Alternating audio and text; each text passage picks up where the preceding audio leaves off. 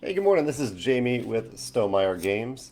Facebook is showing me an oddly small picture today. I have just a little like thumbnail of a video here, but hopefully you can see me at normal size. Today is an exciting day, of course, because today is our pre-order for both the Scythe Complete Rulebook, the spiral-bound version, and our new game, Pendulum, by designer Travis Jones and artist Robert Leask, with great contributions from Team Automa, the solo mode design team. So this is our new game. The pre-order is live right now. I have put a description in, or a link in the description to this video, going to the pre-order. Well, actually, going to the e-newsletter, the link to the e-newsletter, in case you want to look at that, look at the links there. That contains a lot of the stuff that I will be discussing today. I wanted to start out today, and maybe I'll fill in some spots here as I can, because Gen Con was a few days ago, and MeepleSource ran some wonderful little panels there, and asking a bunch of different questions to a variety of different people, among them me, but mostly designers, Stonemaier Games designers.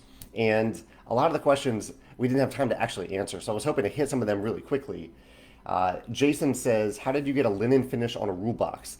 I don't know if people will actually be watching this, or but we'll see. So, Jason, you just ask your manufacturer to put a linen finish on there, and they'll take care of it.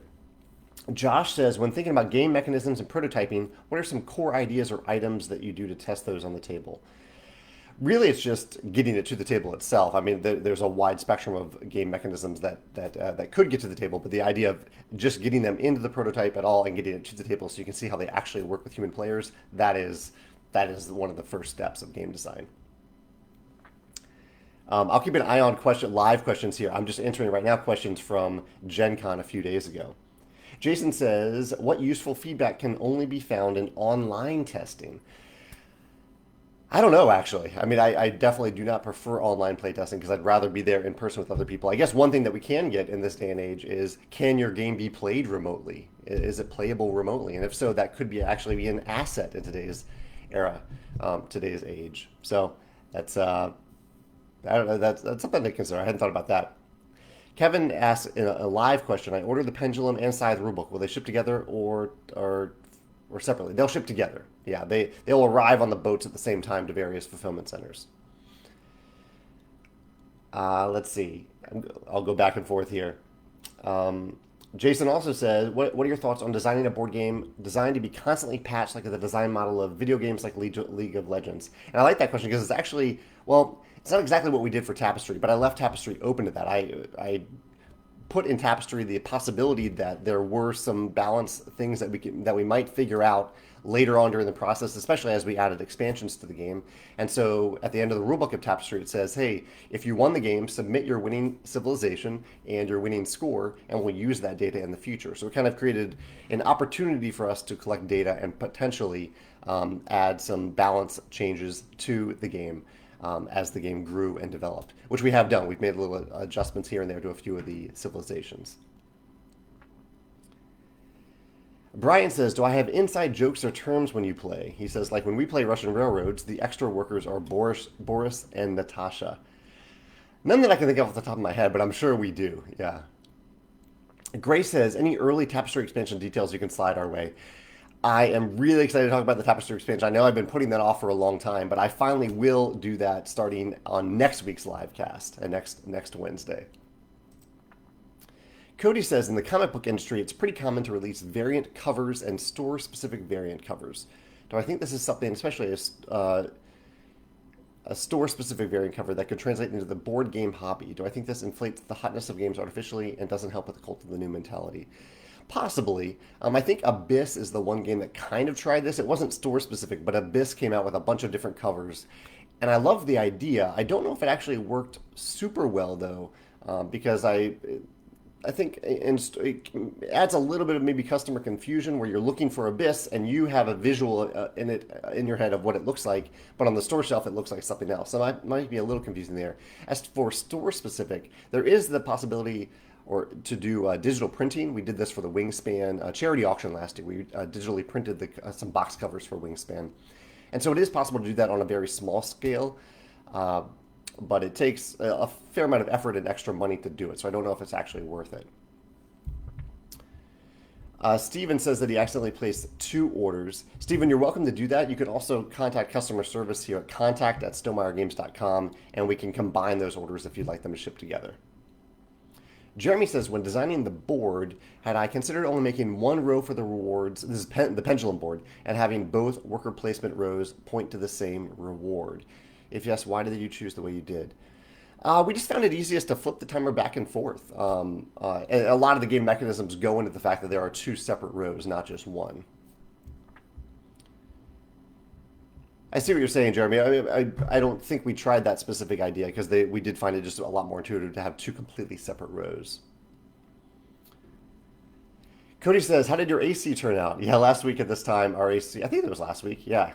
Our AC was not working, but we did finally get it working. It took, I think there was like 2 days of 90-degree weather, and then it was working again. So it is working again now. Kevin says, what's your favorite faction in Pendulum? Let's see. I mean, based on aesthetics, I would largely choose on aesthetics because I like the variety in Pendulum. I like choosing the different track lengths, the different card combinations.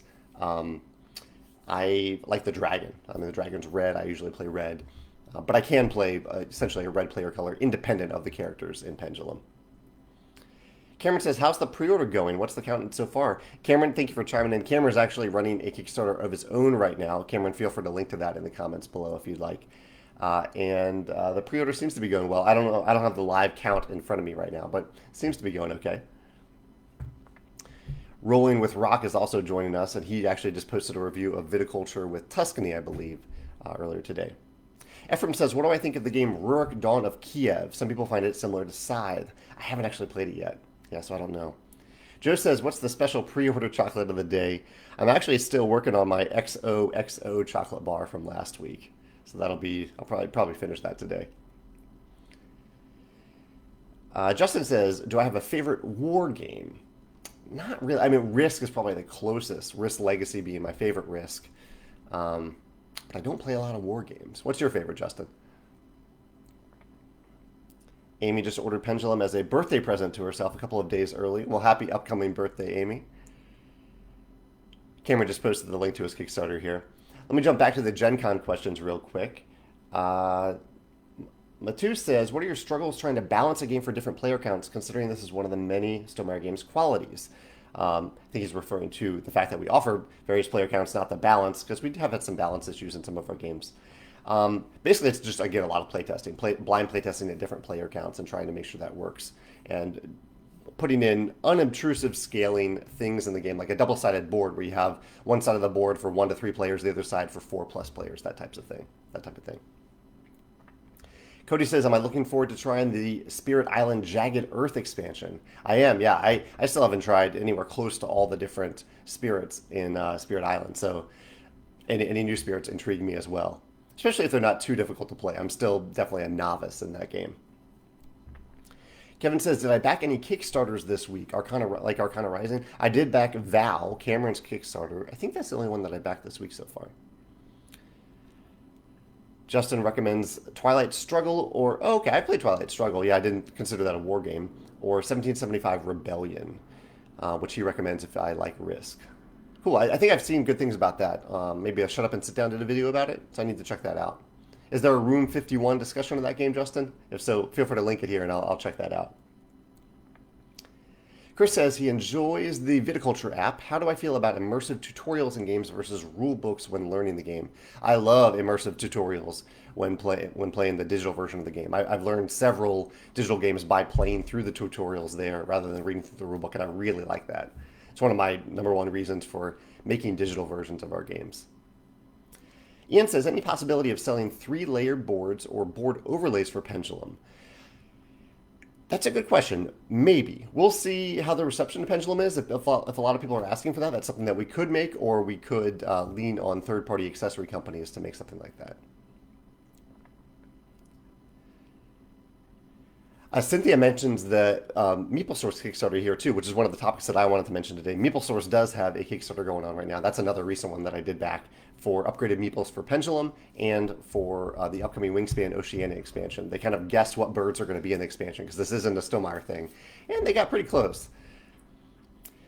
Asa says, when will we start getting Tapestry expansion details? That'll be next Wednesday. The Ecole de Jeu says, did I get a haircut for Pendulum's launch? I did give myself a little trim a couple days ago, just kind of shaved the gray away on the sides a little bit.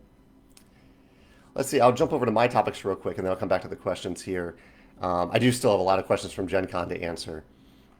In our e-newsletter today, I talk mostly about Pendulum. I do mention that we'll start talking about the Tapestry expansion next Wednesday. So if you're interested in that, go to the Tapestry Facebook group and sign up there, and you'll start to get details there next week. I mentioned MeepleSource's Kickstarter there, and Viticulture Digital is now available on a bunch of different platforms. That was somewhat news last month. Also, last month I said that Scythe Digital was available on iOS in the US, but it wasn't. I was wrong, and I kind of corrected that here and said that it's still not available on in the US. I don't know exactly when it will be ready. I've heard maybe late August, early September. Recent plays for me are City of the Big Shoulders. I played that on Board Game Arena. I also played Puerto Rico on Board Game Arena, and I did a video last Sunday about contracts and mission-driven games where you have contracts to fulfill or missions to complete. This Sunday, I'll be talking about multiplayer games that play really well at 2 players. I have a few other little things I'll discuss here, but let me jump back to questions real quick. Carlos says, so he has a promo code from Between Two Cities from his copy of Between Two Castles, and you can use that on our web store if you enter that promo code. It helps out with the cost of Between Two Cities. And he says he's asking why some publishers only have their games go up to 4 players, whereas Stonemaier always has our games go up to at least 5 players. He says, do I think that's a cost-cutting measure, or is it really that some designs can't be scaled to 5? Totally. I think some games just don't scale well up to 5 players. Is it a cost-cutting measure? Sometimes it probably is, and that's okay, because sometimes those publishers later come out with a 5 or 6 player expansion, which I think is fine. Kurt says, does the Viticulture Essential game have the Tuscany expansion in it? No, they're 2 separate things. There's no redundancy between any of the Viticulture stuff that we sell. So Viticulture is separate from Tuscany, which is separate from the More Visitors expansion, which is separate from the Visit from the Rhine Valley expansion. You always need Viticulture to play any of that stuff, but you can add any of that stuff to Viticulture. Rolling with Rock says he says, how do I prefer to play Viticulture at 2 players? Or he says, how do I prefer to play Viticulture, at 2 players or 3+ players? Because I believe they play pretty differently because of the bonus actions. That's actually something I talk about in the video that'll come out this Sunday, about how I am okay with a game playing or feeling a little differently at different player counts. And with Viticulture, I'm okay with any player count. I think I prefer probably 3 or 5 because it's a little looser then, because you have the action spots for 3 or 4 players at 3 players, or 5, and all the action spots for 5 players. But 2-player I enjoyed. We designed it. We tested a lot of 2 players, and I do enjoy it a lot of 2 players as well. Justin says he might be talking about 1775 Rebellion on an upcoming Room 51 podcast. Kevin says, what's my favorite game that has absolutely no engine building? So no sense of progression in the game. I don't know. Downforce might be one of them. Downforce has progression, but you're not actually getting better at anything during the game. In fact, you're somewhat getting worse because your options are more and more limited throughout the game. But I still really love Downforce. Chris says, will we see a Biddy and Walter promo for Wingspan and Pendulum in the future? I don't know. We don't do many promos these days, but I would like to get Biddy in an expansion for both of those games, Biddy and Walter.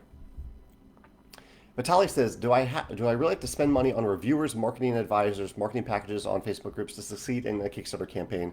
No, I think you can go with more relationship-driven marketing, where you build up an audience of people who are curious and passionate about the thing that you are making, and that can be one way to do it. Also, reviewers, it is seen as unethical for reviewers to accept payment for reviews. There are paid previews, That's a separate thing where you're paying a reviewer to talk about a game, to do playthroughs, how to play. You're paying for that service. And there's also just reviews, which are not paid. You in the game industry, you don't pay for people to express their opinions. I just wanted to differentiate that there.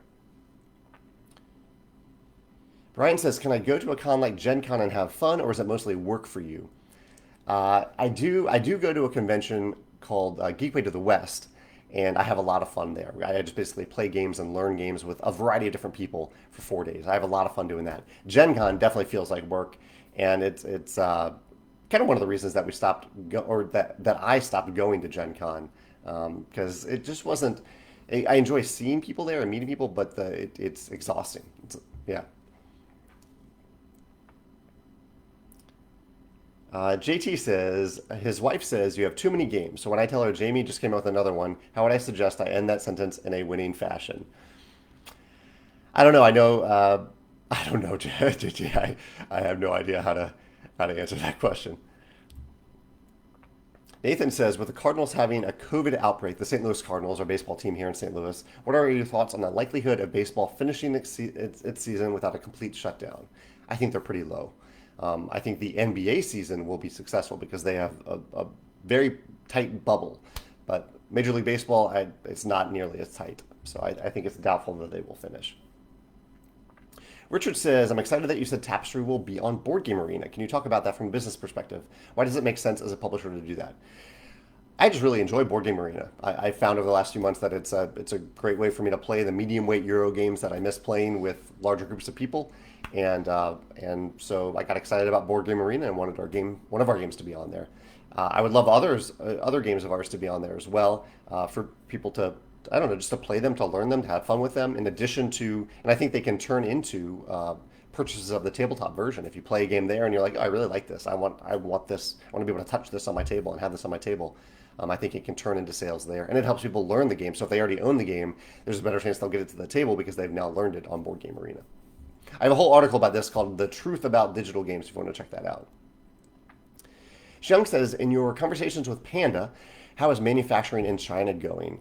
He says, I hear the supply chain is pretty much back to normal. Is this your experience, what you're hearing? Yeah, that is pretty much what I'm hearing from China. That they are up and running. They're being very safe, and yeah, that's what I've heard so far. I think that's basically what I've heard. It seems to be running well and smoothly and safely.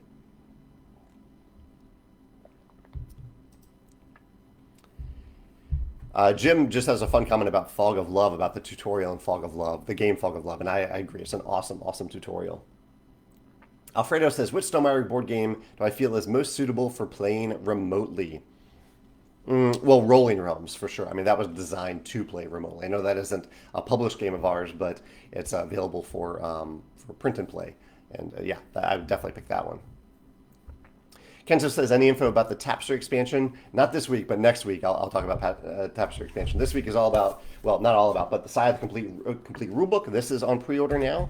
And Pendulum. This is on pre-order now. Pre-order for us means that we have already made these products. They are just on ships right now, headed to fulfillment centers in the US, the UK, Canada, and Australia. The ships are running a little bit slower than I'd hoped, but we will be able to ship everything out within August. So you're buying something that we've already made, and we will ship it to you within a few weeks. David says, do I have any plans for big legacy games in the future? In the past, I have. I've designed a big legacy game called Charterstone. I currently don't have any plans for future legacy games, but Charterstone does exist and is an original worker placement village building legacy game that I designed. Jason says, Pendulum is a very unique game, and as the typical teacher of my group, I'm unsure how to best teach the game. Any suggestions for how to teach Pendulum specifically? I did this recently. I taught Pendulum to Megan recently, and we started with an untimed round, and that seemed to work really well. It was not actually, the rules aren't all that complicated, so it was very easy to teach that way. And then round by round, we kind of evaluated, do we want to go start going real time or keep going untimed? And we just went untimed for the whole first game, and that was fine. But you can ask that question at the end of each round, and if players want to try a timed round, they can. Carol recommends Aquatica. Recommends that game.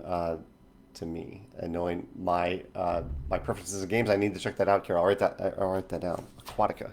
I don't think I've seen that.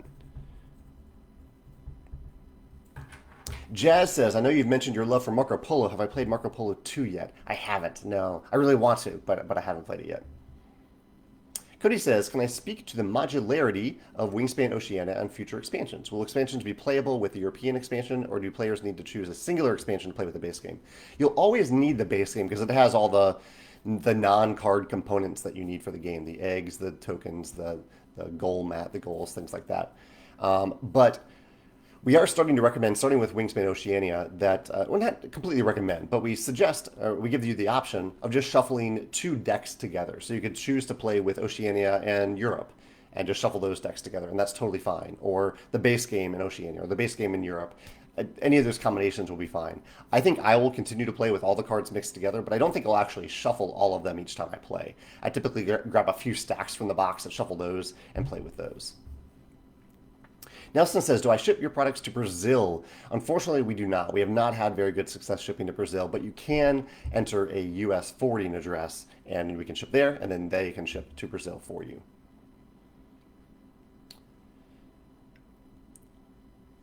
Chad says, have I had the privilege to convert non-board gamers to loving board games? If so, how great is it to see their eyes open wide and start to understand this new world? I've done that, I would say, within my extended family the most. Yeah, because I'm not really, I don't want to ever convince someone to do something that they don't want to do. But I have invited people to game night that maybe haven't played a lot of games. And that definitely happens at like my family reunions. I show people a wide variety of games. I try to pick games that are accessible to them, that they might enjoy. And as a result, other than this year where we had to cancel the family reunion due to COVID, our family reunions have become big gaming events as a result of that, or at least partially as a result of that. Sam says, I just wanted to pop in. Oh, Sam just has a nice note there. Jay says, can we friend you on Board Game Arena? You are welcome to friend me. Yeah, my name is Jamie Stegmeyer there. I must admit, I play games at very specific times. So, like, I have a game night when I play games with a few friends. I don't play a lot of random games with random people. Not that I'm against playing games with random people, but just because I spend most of my free time working on Stonemaier game stuff or spending quality time with Megan, and then we have designated times for game nights with our friends. But I appreciate you asking that. You're welcome to friend me on there. Matthew says, when will we see a Stonemaier published 18xx games? You know, it's not really my style of play. I've played a few games like 18xx, most recently City of the Big Shoulders, but it's stock games just aren't games that I really gravitate towards. So I don't think you'll ever see a Stonemaier 18xx game. You'll see Stonemaier economic games, but not that style of economic game. Matt chimes in. Matt is the husband in the husband-wife team who put together the Scythe Complete Rulebook and did a wonderful job on it. So Matt, thank you for chiming in. I really appreciate you putting together the first draft of this. That's awesome. Matt says, what is the most exciting, and Matt's name is on the cover here. I don't know if you can see it close up on the camera, but there you go. Matt says, what is the most exciting and challenging aspect of a new product launch for me? It's mostly nerve-wracking because there are little technical things that can go wrong that I don't hear about. Sometimes I don't hear about them until like I get off this call, this live stream, and then I see all the emails saying like, oh, the link doesn't work. But so that's the most nerve-wracking to get past that. Yeah, that's probably the most nerve-wracking thing for me. George says, will Tapestry have a ranking system on Board Game Arena? I don't know. I haven't looked into if they have systems like that. But if they do, yeah, that would be pretty cool. Carol says, any update on the plans to publish Rolling Realms? I think there's a very good chance we will publish a cost-effective printed, but somehow also fancy version of Rolling Realms. Yeah, I think there's a good chance of that happening. Chris said, Chris actually has a question about BGA as well. Yeah, I don't even know how much I should officially talk about this because it really is BGA's thing now to handle, but I have given BGA permission to put Tapestry on their platform, and I think they are working on it. Sean says, when will the Scythe Complete Rulebook be available in hardback? We did a poll on this, and we did decide to make a small batch of hardback copies as well. and I don't know the time frame on it. It'll be sometime later this year, but I don't know the time frame yet. Robert says, does the Scythe complete rulebook have any balance changes beyond the two combinations that are already banned? And no, it does not. No. It doesn't actually change any of the rules. It just consolidates the rules for Scythe. Peter says, oh, no, I'm just looking for questions here.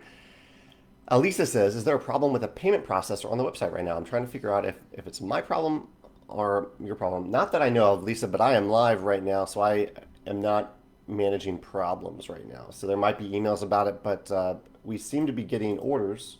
So uh, as far as I can tell, there is no consistent problem. So maybe refresh your computer or something and try it again to see if it works. Or contact Joe at contact@stonemeiergames.com. Robert says, do I have any qualms about the manufacturing in China given the human rights problems? Uh, as far as I know, and I've talked to Panda about this, in fact, I am 99.99% sure that Panda does not use forced labor in their factory. It's a Canadian-owned company. Panda is Canadian-owned. They have a factory in China. I'm sure of that. And I've recently, the Uyghurs, they're called, I've contacted Panda to confirm that. But what I am slightly less sure about is Panda does outsource to some other factories, and they vet those factories really well for certain components that they don't make in-house. And I have asked Panda to confirm that those factories also don't have forced labor in their factories. So that is my one, I wouldn't call it a qualm, but a curiosity and a concern right now that we are looking into. Carlos says, what is the relationship between Scythe and the new PC game Iron Harvest? I'm glad you mentioned that. That is one of the things I wanted to mention because if you haven't seen it, Iron Harvest has an awesome new cinematic trailer on YouTube right now. If you search for Iron Harvest cinematic trailer, you'll see it. Iron Harvest is a video game based in the same world as Scythe, which is the 1920 plus alternate universe created by Jakub Brzezowski. Jakub owns that entire universe. He licensed the tabletop rights to me to make Scythe. I made Scythe. Scythe got pretty big, and then the developers at King Arts, I think, heard about the game, heard about the world, and licensed the video game rights. Not the digital rights for Scythe, but the video game rights to Jakob's 1920 plus world to make Iron Harvest. So there's no relationship between Iron Harvest and Stonemaier Games. We just both happen to have products in that same world of 1920 plus. Bradley says, your submission guidelines say to not submit if the game has phases. That's right. So if a game has phases that don't interrupt the flow like Wingspan doesn't have phases. Well, I guess Wingspan... No, Wingspan doesn't have the phases that I'm concerned about, which I'll describe in a second. Wingspan does have rounds, though. Wingspan has 4 rounds to play. The type of phases I'm concerned about, like in Wingspan, instead of taking a turn where you play or activate a bird, and then you maybe activate a few other birds, if Wingspan had phases, it would be like, okay, everybody at the same time now, this is the play a bird phase. If you want to play a bird, you can play a bird. Everybody plays or doesn't play bird. And then you'd have, okay, everybody, this is the gather food phase. Everybody do that. And everyone would gather food simultaneously. When you're doing those things together, sometimes these things are found at the end of rounds in games, but sometimes that's the entire game where you're just saying, okay, everyone, this is the X phase. That's the type of phases that I like to avoid in games. And it really interrupts the flow. It requires a game manager to do that. Yeah. Cody says, in a recent MFM video, you talked about the wind... my favorite mechanism video. You talked about the wind, foxes, and birds guiding you in Ghost of Tsushima, the video game, and related to the open world game you're designing. At what point do you cut yourself off from outside influences that have intriguing ideas when you're designing a game? Yeah, that's a good question, because this game design for my open world game has gone on long enough that it started with influences from Breath of the Wild, and now it has all these other open world games influencing it. You're right, eventually I have to cut myself off and just finish the game. But that point is not quite yet, but the game has taken a lot more shape now than it did a couple of years ago. So sometimes when I see things like that, like in Ghost of Tsushima, it can solve a problem rather than expanding the game, because I really can't expand the game beyond what it is right now. It's already massive. Wesley says, will there be a hardcover Scythe rulebook coming out later this year? And yes, there will be. Yeah.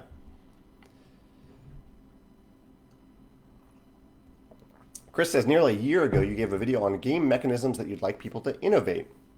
Do I have any further thoughts on rare mechanisms that you're keen to see innovation on? Off the top of my head, it's tough to answer that question, Chris. But I'm sure there are, because innovative mechanisms come out all the time from a variety of different publishers and designers. So I'm sure there are, but I can't think of them off the top of my head. Catriel says, a lot of games that were meant for 2+ players sometimes have an app for solo players. Is it possible for these companies to also make physical automa decks? It is possible, yeah, I think so, as long as there's enough interest in it to make them at scale. Um, they say, I say this because many solo gamers fear that an app will become outdated in the future when it's no longer usable, so they only trust physical automa decks. Yeah, I can totally see that. Yeah, I can definitely see the appeal of having a printed deck because that can't go out of date. It also can't be updated like a digital product can. But yeah, I like having the core foundation of a physical product.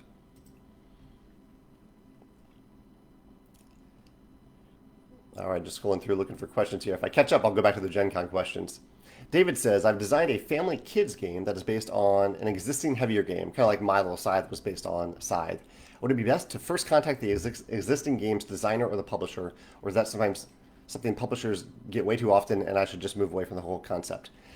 Well, I think it might depend on the publisher or the designer, but I really liked what Hobie did for My Little Scythe, which was he acknowledged the strong connection to Scythe. He made it clear that it wasn't an official Stonemaier Games product, and he just shared it with the world. He said, I spent time making this thing that I really love. I want to share it with you so you can give it a try too.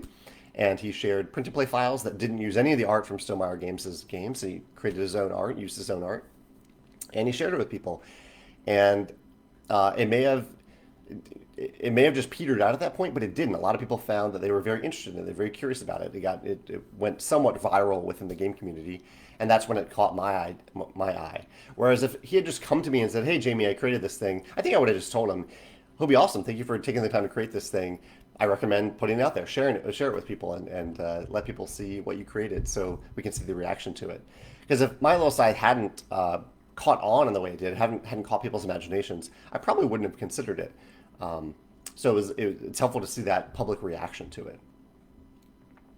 JT says, do I find it easier to sell a digital version of a game to someone who already owns the board game, or sell a physical board game to someone who already owns the digital version of the game? Probably the first. Oh no, the second. I think it's easier to sell a physical board game to someone who already owns the digital version. Yeah, because at least for me, I have very different video game preferences than other people. But for me, it's fairly rare that I'll often buy a digital version because I don't think I'll get the tabletop version to the table, or I want to learn it, or it's on sale. But it can result in me buying the physical version. But I don't think there are any games that I've owned that I own the tabletop version that I've then bought the digital version. Tim says, can I show us some of your favorite art out of the new Scythe rulebook? Well, there isn't actually any new art in the rulebook. There's really no art in the rulebook, new art in the rulebook. It's literally a consolidation of all the previous rulebooks, but in a more intuitive order. Like all the mech abilities are in one place. The index tracks everything. There's a detailed FAQ that goes through everything. Yeah, so there isn't any new artwork to share in it. But I do love the cover art. We did pick that. It's not new, again, but I do love that cover art. Kevin says, I'm guessing the Scythe hardback will be available when the Tapestry expansion or Wingspan expansion comes. I don't know, Kevin. I hope, ideally, yes, we'll align it with another pre-order, but currently I don't know when the Scythe hardcover rulebook will be ready. I don't have an update from Panda about that recently that I can remember. Brist, I'm sorry, not Brian. Brist says, can we expect a new expansion for Scythe in the near future?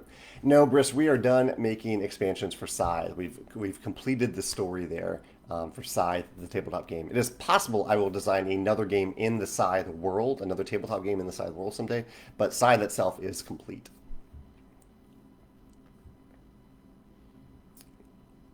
Jason says, will I be giving a description of Pendulum gameplay, or would you recommend learning more on the website or elsewhere? Yeah, I'd recommend looking on the media and reviews or the rules page of our website, where you can see how to play video from Watch It Played. There's also a how to play video from Before You Play and from Dice and Dragons. There's a lot of great content there that you can look over. And I really do appreciate it. I just want to say I really, really appreciate all those advanced copy reviewers for taking the time to play the game. They got the game back in June. We had very limited advanced review copies, and so I really appreciate them taking the time to share their experiences with the game, both their opinions and even before they could express their opinion, to share what the game was with people through how to play videos, through playthroughs. I really appreciate that. I think people like you, Jason, will appreciate that as well once you see all the content that they've created to give you an informed, more information to decide if Pendulum is the right game for you to play and buy. Nathan says, any news or hints you can give about the Iron Harvest tabletop game? Oh, there, yeah, Jason, Nathan, your comment, I know it's tongue in cheek, but it may confuse people. There is no Iron Harvest tabletop game. Iron Harvest is a video game based on the world of 1920 plus. Scythe is a completely different game that happens to be based on that world. Scythe came first. Iron Harvest is a completely separate thing. There won't be a tabletop version of it. Eric says, have I seen the 3D printed side buildings designed by MeepleForge? I have, yeah. They're really, really cool. Yeah. He says, do I see wooden components becoming a thing of the past, or is 3D printing not cost effective? I don't know. I don't know how many people actually have 3D printers, but it is cool to see people making neat stuff for it. So, I don't know. We'll see how widespread that gets. Chance is here. Chance says, have I seen the announcement for Twilight Imperium 4th Edition expansion? He says, I know super long games aren't your cup of tea, but I'm interested to see if you're interested in playing the expansion to see the neat design ideas. There's a lot of new mechanisms introduced. Yeah, I would play again. Yeah, I've only played 4th Edition once. I think I played with you, Chance, and I had a good time playing it. And fortunately, the game only lasted 5 hours. I've heard sometimes it can go on to like 8 or 10 hours. That would be really long for me. But 5 hours, yeah, I can play that every now and then, especially if there's some cool mechanisms that I can learn from as a designer. Daniel says, have I played Cairn? I have not played that, no. Rolling with Rock says, how do I feel about app integrations like Mansions of Madness or Lord of the Rings Journeys in Middle-earth? And could we see anything like that from Stonemaier? Two different answers here, and I have a detailed video about this too. I think it's really cool when companies make app integrations that enhance the playing experience of the game, like with Mansions of Madness, like with Lords of the Rings. I think it does enhance the experience for those games. For Stonemaier games, it's not something that we would do because I don't think we would do that. I think it's highly unlikely because I don't want the schedule for the game to depend on, and really the longevity of the game to depend on something that I have so little control over, that being a digital app. So probably not. Carol says, what is my favorite West Kingdom game and why? We just got Paladins in a Gen Con sale, and I think we'll like it better than Architects. I do really like Paladins. I like Raiders, but Architects, I think, is my favorite. I really love the worker placement in Architects. Mario says, good luck with the Pendulum release. Quick question, are you a sleever? No, I do not sleeve my games. Tim says, so I'm not a fan of Arkham Horror with its phases. I mean, well, there are games with phases that I don't mind playing. It's just not something that fits into the Stonemaier games philosophy. Yeah. Vitaly says, when would you suggest start selling the game to distributors or directly to retail? Before the Kickstarter campaign, during or after? I would recommend having a plan set up in advance and I wouldn't sell to distributors during the campaign, but I would recommend finding a way to reach out to retailers during the campaign. During the campaign, and set that up before the campaign. Don't set it up during the campaign. Have it ready to go before the campaign. Jay says, what was the final vote for Rolling Realms? Will it become a physical game? Yes, I think it will. I think the vote, it wasn't saying we should make 20,000 copies, but yeah, I think we will make a small print run of Rolling Realms. Maybe aligned with Wingspan Oceania pre-orders. No way, Jay. No. Wingspan Oceania we finished months ago so that it could be ready in time for the end of 2020. Rolling Realms, it takes, even when the game is pretty much already designed, we still need to continue to play test it and get the art and graphic design. And then after that, it is still a 5 or 6 month process to produce the game and ship it and get it to fulfillment centers. So no, there's no way this two will coincide. At best, if we come out with Rolling Realms, it will be around this time next year. Carol says, "Well, I do a how to teach Pendulum video like I've done with other games." And yes, I will do a how to teach video for Pendulum. Yeah. Gustavo says, "I seem to have not received my champion's email reminding me about the pre-orders for Pendulum." There was, yeah, I don't know why that was, Gustavo. There was a reminder this time for champions. I'm sorry you didn't get yours. Chloe says, "Have I finished the third season of Dark yet?" Yeah, I actually posted a blog post on my personal blog about it at jamiestegmeyer.com the other day. We really did enjoy it. I thought it wrapped up very well. It was potentially confusing at first based on some of the stuff that happened in season 3, but then it all came together in a really, I don't want to spoil anything, but it was I really like how it came together. Yeah, I don't want to spoil anything here. For people who haven't seen Dark, it's 3 seasons exactly. The show is completely over after 3 seasons. Brian says, "Have I seen or played Tekhenu?" He just ordered it. No, I've seen it, but I haven't played it yet. Jason says, I mentioned Seasons recently as a game that has been given new legs because of Isolation and its digital version on Board Game Arena. Are there other games that have given you a double take, perhaps because the Dead Tree version was tedious? Dead Tree version, the tabletop version, was tedious to set up or fiddly and is better digitally. I actually do talk about. I have a video about that. I think you're referring to the video I'm talking about here, Jason. So yeah, in that video, I do talk about some games that I have really enjoyed on Board Game Arena. That maybe I had stopped playing in the tabletop version, and that Seasons was probably the most notable of them, but there were a few others there too. Zach says, "Do I think you will go back to wooden components for future games?" Yeah, I will. I will. Now that I know I have clarification about fumigation laws in Australia, I will definitely go back to wooden components for future games.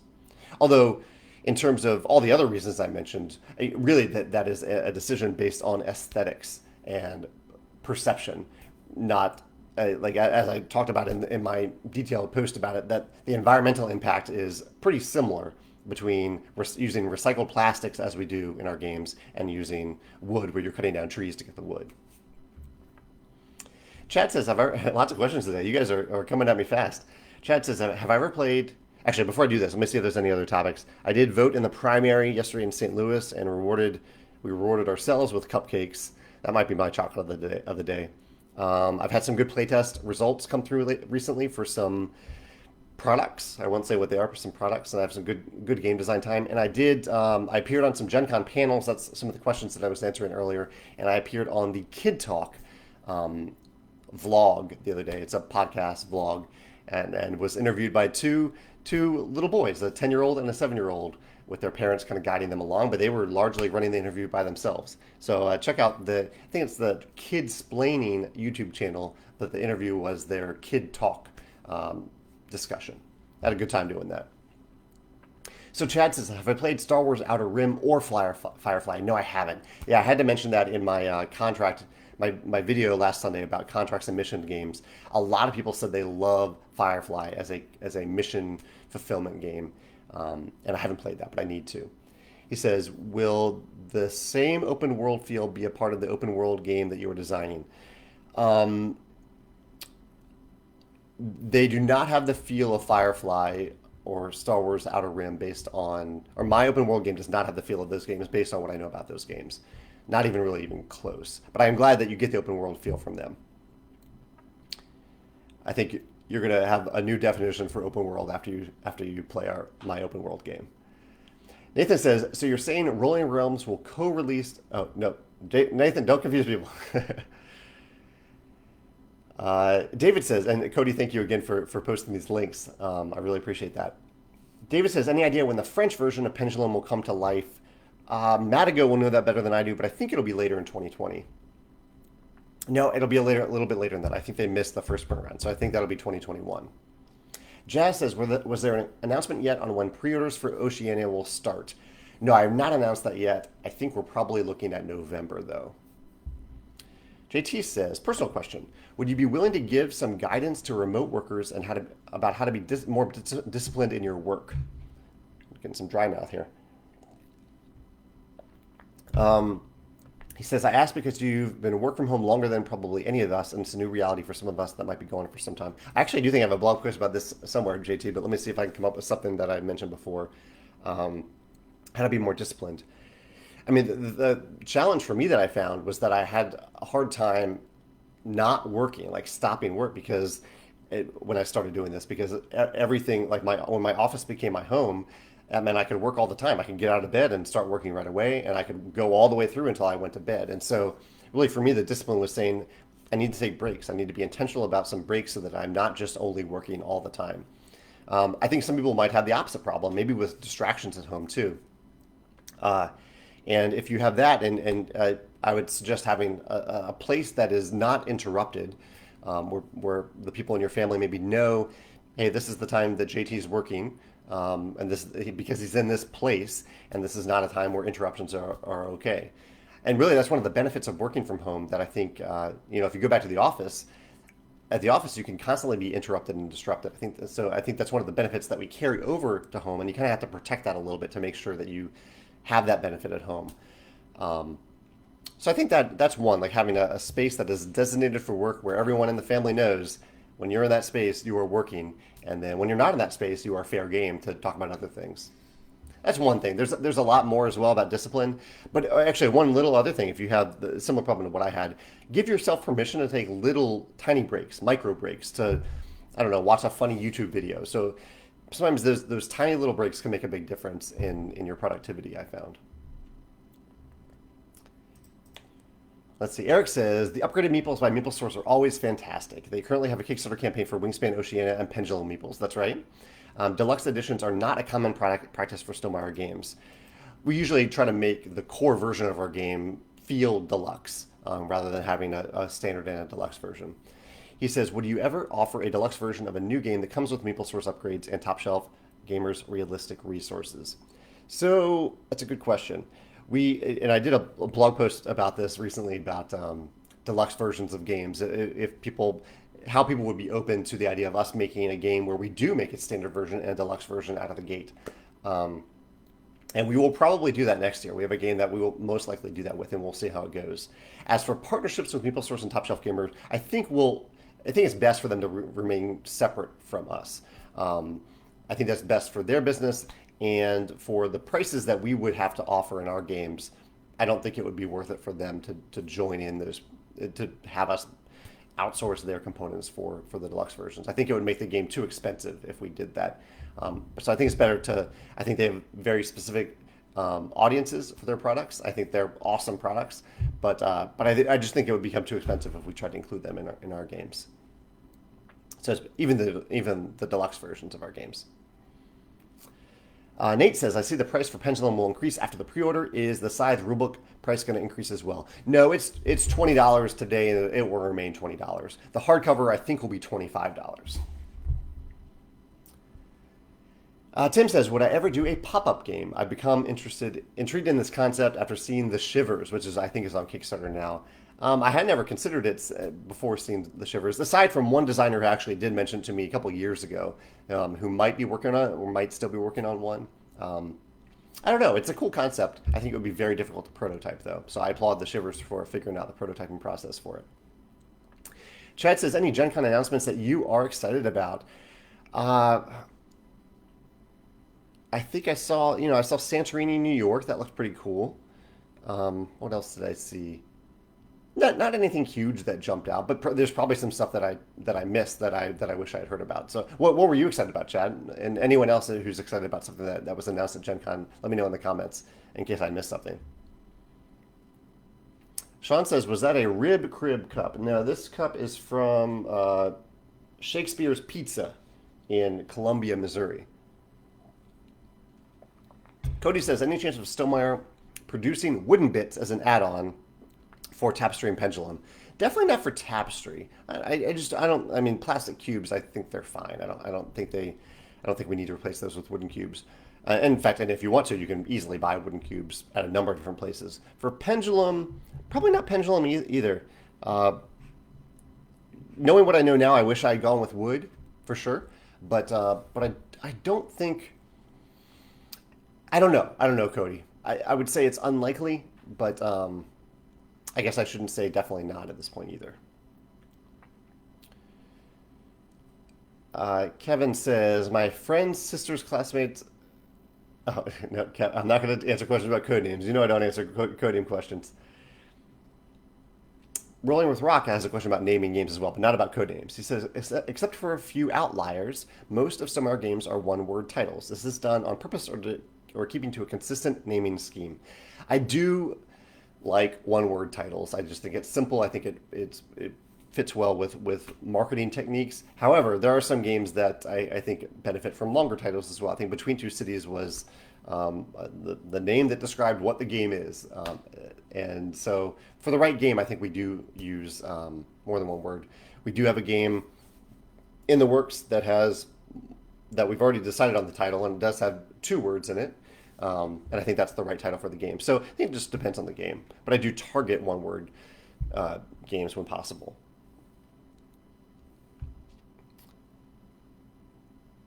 All right, I can jump over. It looks like I'm caught up on your questions. So let me jump over to the Gen Con questions real quick. Kimberly says, any favorite games that you play over Zoom? I actually have a video about this as well. But yeah, some of my favorites are Just One, Ink and Gold, On Tour, and Codenames. I think work really well over Zoom. And I have a video about that, about games that you can play remotely that scale up well. Yeah. Let's see. Brian says, as designers, publishers, do I find it a challenge when playtesting that some players react negatively to primitive art and components? It can be a bit of a challenge. Like, I really do remind our lead playtesters, and our lead playtesters do a great job of this, that they are prototype components and that the game should not be judged on those components. I think graphic design, like the user interface, I do want a little bit of feedback about the user interface, but the components themselves, it can be a little frustrating when playtesters like really focus on that because they're prototype components. They're temporary. Hisham says, will the Tapestry expansion include updated rules for the factions? Yes, on the back of the Tapestry expansion rulebook, it'll show the Civ updates. He would also like to know thoughts on publishing updates versus erratas. I see them kind of in the same category. Like if a publisher realizes that they need to change something to make the experience better for everybody, I call it an errata, call it an update. But I think either way, it can be important to do that. It takes a little bit of vulnerability to do that too for publishers to say, hey, we missed this. Here's a better way to do it. Let's see. Someone actually did have a question about app-supported games, but I happen to talk about that today as well. Rob says, how do I deal with playtester feedback that says, I don't like this because it isn't for me versus this is legitimately bad? I prefer for people to express opinions as opinions, to say, this doesn't work for me and this is why, versus a playtester saying, this is terrible. Even if they say this is terrible and this is why, just the way they phrase that is a little harder to consume than someone saying, hey, for me, like this was a little frustrating. That's easier to hear, I think, as a game designer. But it's up to the designer to consume all that playtester feedback, even if it isn't expressed in the way that they would like it to be expressed. Sean says, do I follow Wormwood Gaming or Worm Life?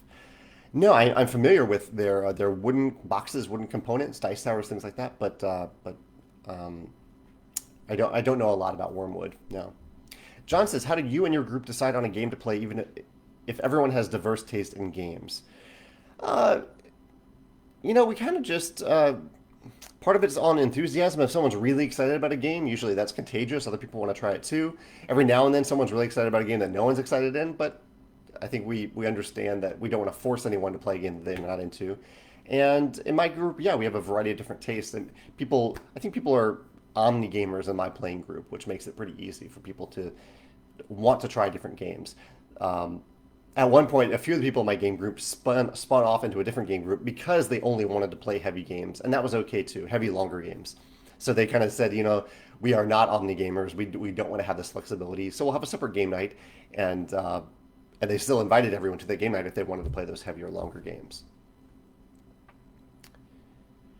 All right, back to Gen Con questions. Okay, I'm scrolling down to see which ones I can really answer, because some of these were for other designers. Okay, here's one. David says, I'm currently working on a game, and one of the pieces of feedback I received from a publisher was that they were worried there wasn't potential for great table presence. Obviously, I shouldn't hire an artist at this point, which is right. That's not the designer's responsibility. But I'm struggling to figure out how to incorporate table presence into my prototype. Do you have any suggestions? Yeah, I mean, I would kind of think about that throughout the design process. What is something that will draw people to this game beyond just the art? What is the component hook of this game that people will want to have at their table? What makes it important that this is a tabletop game and not a digital game? I think it's important. I don't have a solution for David here, but I think it is important to think about the component hook while you're designing the game, or even component hooks. What will make that special? And the publisher can come along and say, "Hey, this is this is a cool component that we want to add to the game, that we want to use for the game." But if the designer goes to a publisher and says, "Hey, my game has this component hook. I'm pretty sure we can make this." Um, that's exciting for a publisher to hear that there's a new component, or at least a special component that the publisher is excited to see on the table. Zach says, "Will there be any teasers on Instagram this week for the Tapestry expansion?" Yeah, why not? Yeah, I'll hint at something this week for the Tapestry expansion. I want to keep the focus on Pendulum, but maybe in a few days I'll leave myself a note to put something fun on Instagram that hints at the Tapestry expansion. Yeah.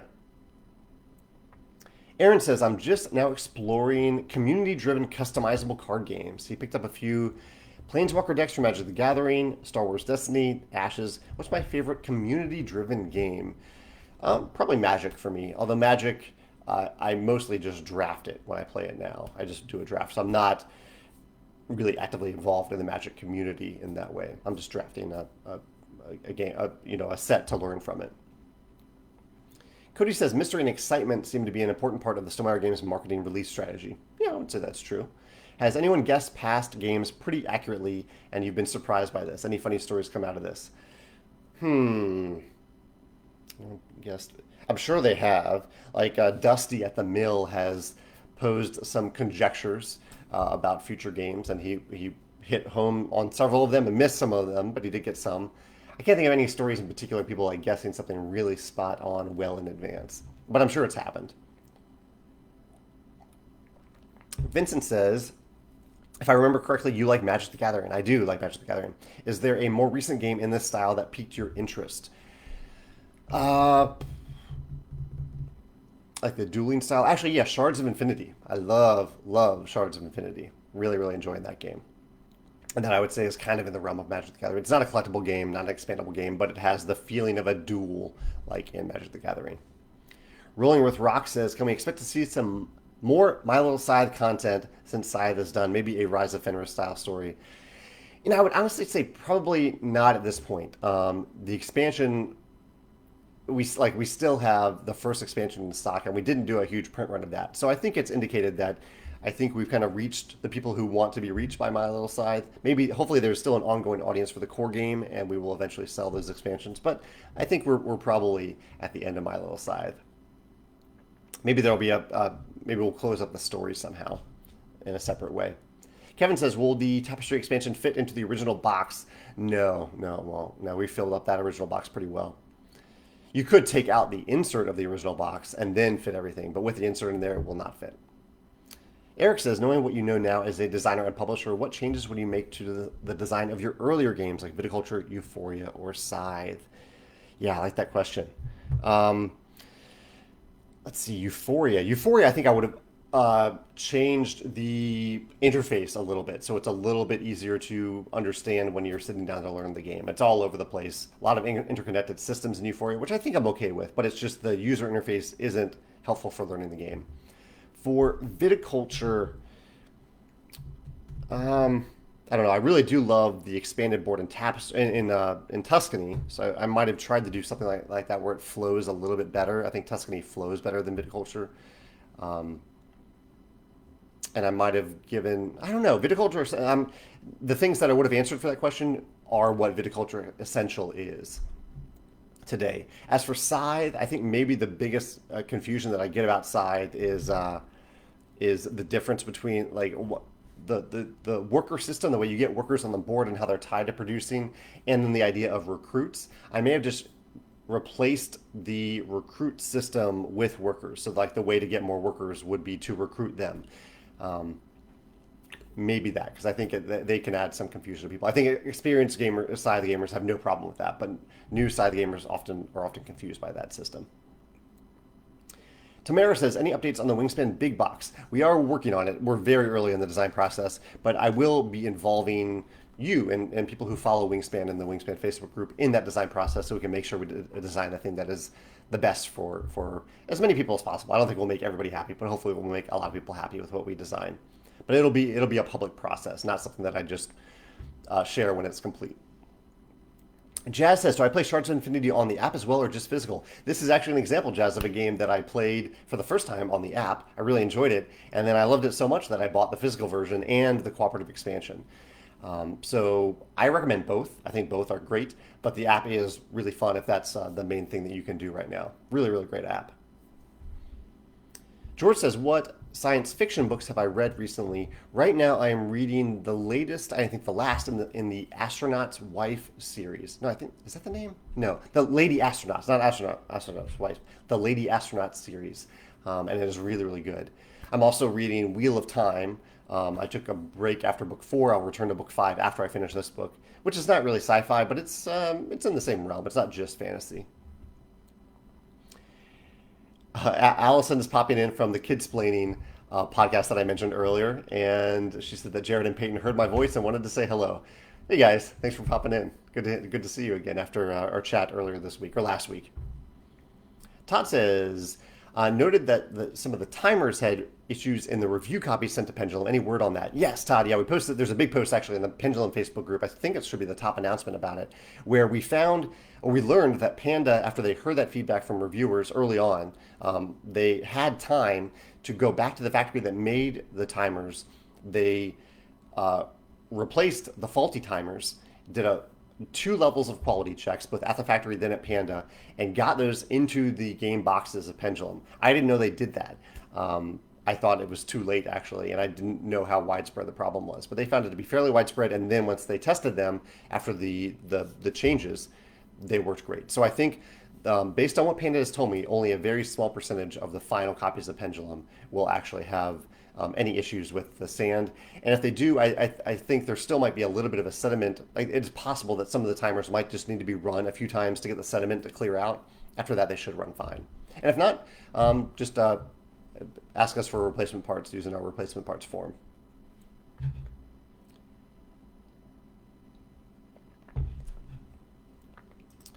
Christoph says he's been hearing that some factions, some civs in Tapestry are unbalanced. Will the expansion fix this? Well, we actually have already. I mean, it's something that only I think experienced players for Tapestry notice, but there are some factions that are slightly better, some factions that are slightly worse, some civs in Tapestry, and we've already actually already addressed it and fixed it. So you can go to our website now, go to Tapestry, and you can download a page that has a few very small adjustments for the civilizations, for a few of the civilizations, and that same page that outlines the differences. They're just in the setup. They're not ongoing differences. Those are also on the back page of the Tapestry expansion rulebook. Raphael says, is your open world game also the co-op game that you've mentioned before? Yes, my open world game is fully cooperative, not competitive. Cody says, he saw that you backed the Way of Kings leather binding on Kickstarter. What influenced you here? Is it rude to ask what level you backed at? No, that's fine to ask. I didn't back for any of the big fancy things. I don't really collect things, but I backed for the short story. I want the novella in that series. So I just wanted the access to the digital novella. Tommy says, do I have a copy of the complete side of the rulebook that you could show us? Yeah, it's right here. 136 pages. Lots of cool stuff in it, and you can't see it here, but the texture, we use that special texture that we use in our rulebooks now, like in the Wingspan rulebook, so the pages feel wonderful and luxurious to flip through. Yeah. Let's see if I can get through a few more Gen Con questions before I finish up here. Let's see. Scrolling through this, see if.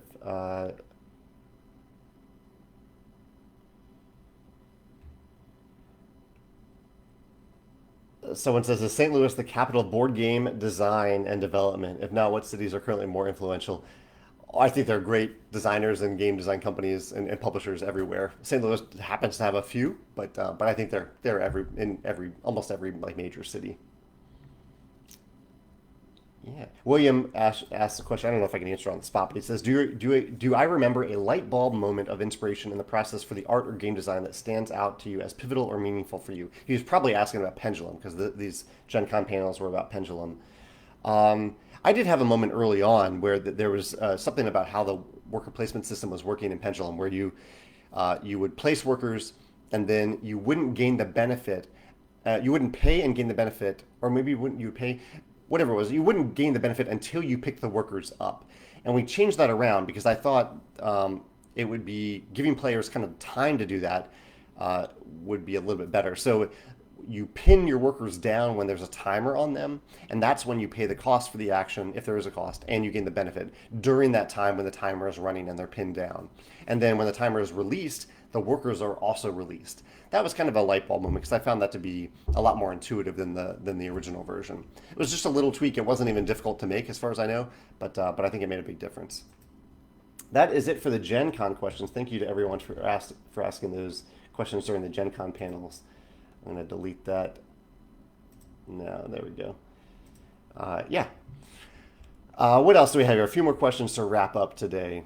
Rolling with Rock says, what's my feeling on players house ruling games as a game designer?